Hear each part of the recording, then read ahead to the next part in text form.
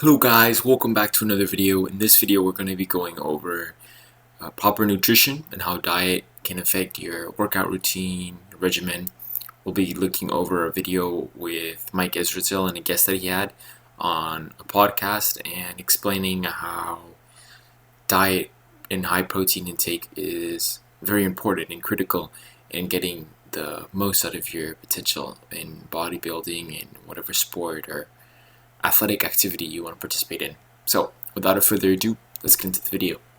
So here we are, and we're looking over this video to see how Mike Israel, accredited sports scientist and smart guy, the PhD, what he thinks on protein intake and how training and diet really affects. He has some cool opinions here that I really like, that I'd like to share with all of you guys.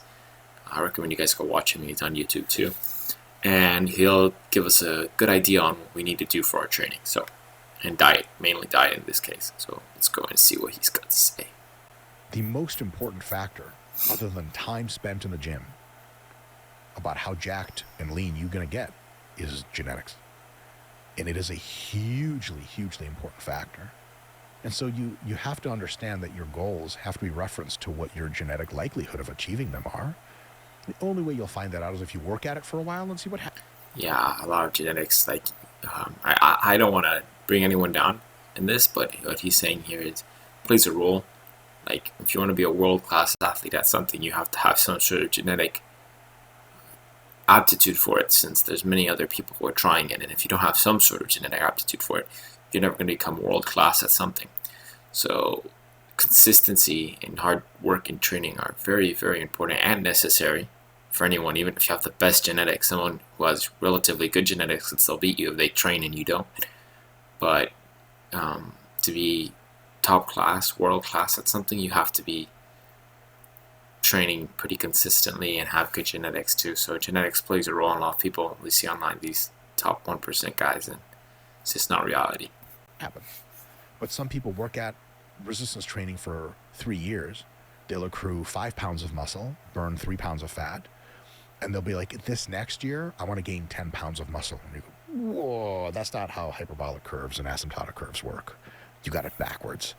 If in 3 years you gain 10 pounds of muscle, in the next 3 years, maybe you can gain 5. That's realistic. Does not work in reverse. So it's really important to contextualize multiple qualities. One is how much recovery and rest and relaxation time do you get compared to work and being underslept? Another is genetics, and the other is age. And so if people say, I want to get more jacked, and the reason I'm ranting about this, Peter, is because I've had many clients who were willing to put in whatever work it was going to be necessary to put in, but they were older. They did not have particularly great genetics, and they had already gotten most of the muscle gain that they were going to get. Not all, but most. And they requested a formulation from me of their exercise plan that would get them categorically better gains. And outside of pharmaceutical enhancement, I had to tell them in some way or another that was impossible. I ended up telling them that after many years of struggling myself to try to optimize for them and get them those gains. Because I'm like, look, I'm a science guy. I know things, I think. I've been fairly successful in my own body. Why can't I get these people to gain muscle? And that trifecta of age, genetics, and how much of a professional bodybuilder or fitness person do you want to be for the next several months? They are the biggest factors for results. Very true. And people seem to think that you can just kind of like hack your way to the best plan. And if you just do the right things, you'll get amazing results. It has to be in context. Unless you like setting yourself up. You will get good results. Best results for you. Where you get quite upset that you couldn't do the thing. People will arbitrarily assign themselves an amount of muscle they want. It does not work like that. Put in the diligence, put in the time, see how it goes. You always want to be the best version of yourself. Crank it up a little bit and get a little bit better gains. And just, it's not compare yourself to what others can do. If things are not going so well, you have to optimize to make them go a little better. But there's, outside of the basics, nothing you're going to be able to do that is going to be a category leap of results, short of what I estimate in the early 2030s will be the great pharmaceutical renaissance, and then you can just turn myostatin off and get as jacked as you want. Till we get that, realism can be a painful pill to swallow. Well, it'll be interesting to see if, even if we can turn myostatin off as adults, if it'll Myostatin have the is same a muscle impact that building it inhibitor. has So in the cartoons, right? Like it's like a chemical that stops you from building muscle and limits how much muscle your body can build, so it doesn't hurt itself. So what he's saying here is that if you take off myostatin, your body will be unlimited and you'll be able to build as much muscle as you want. So if you gain, let's say, 10 pounds or 15 pounds of muscle in a year, now every single year that will be the same thing. You'll be experiencing newbie gains forever and ever and ever and ever and ever and ever and ever, and you'll never stop building muscle.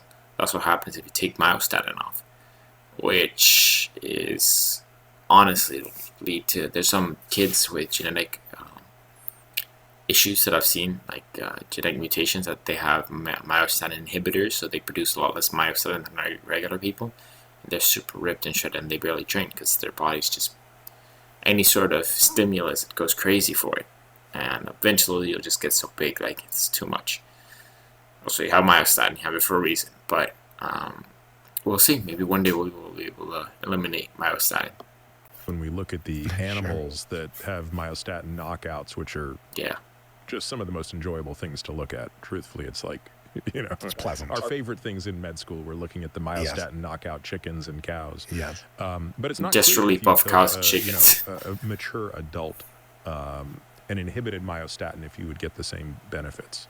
But let's go back to out of the gym. One more thing we didn't discuss. I just kind of want to hear your thoughts on when something out of the gym is playing a role in your unjackedness. Is nutrition often a factor, or is that generally not? In other words, is it so rare that someone is not getting enough protein or not getting enough calories that that's the problem? Is that just not something you see much? It's a thing. Okay. It's a thing. I would assume it's more a thing with women than with men, and maybe more with older women than men, and maybe even older men when you just see more anabolic resistance.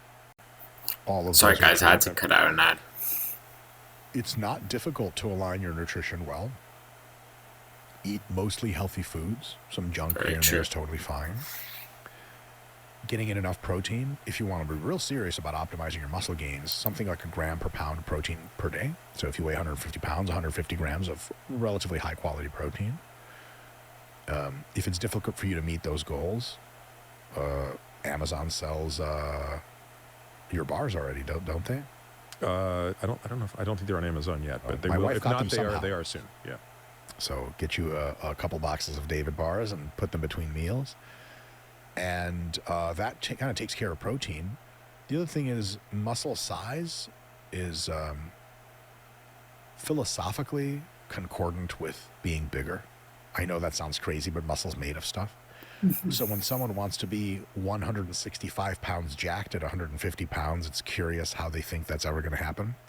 Some people just don't eat enough. And what I would say is the biggest problem I've seen with what I assume is your target demographic for this podcast is intermittency, lack of consistency.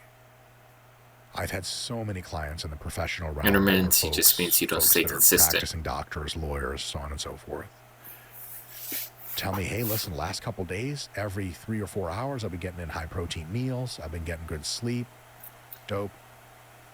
See them a week later. You go, hey, how was last week? And they're like, well, the parts I remember were fun, I think. Then I was throwing up a lot in the toilet. And you realize that, you know, they're quote unquote good. It's not beneficial to moralize these things, but they're on track for a few days here and there. And then they fall completely off the wagon for days at a time. That is a surefire way to guarantee that you don't get very good gains, is if you lack consistency. So if you want to get as jacked as possible within the realm of several months' time, seek to eat enough food to get the scale to go up about 0.5 pound per week. So if you're training hard for 12 weeks, you should gain maybe 6 pounds or so, consistent 6 pounds. And if you're eating 1 gram per pound per day of protein, spread into roughly 3 to 4 evenly spaced meals, roughly. This is mostly for beginners, guys, by the way. I wouldn't recommend you getting that much weight that fast for advanced lifters. Kind of all you need to know about nutrition for how to get jacked that covers probably 90% of the variance.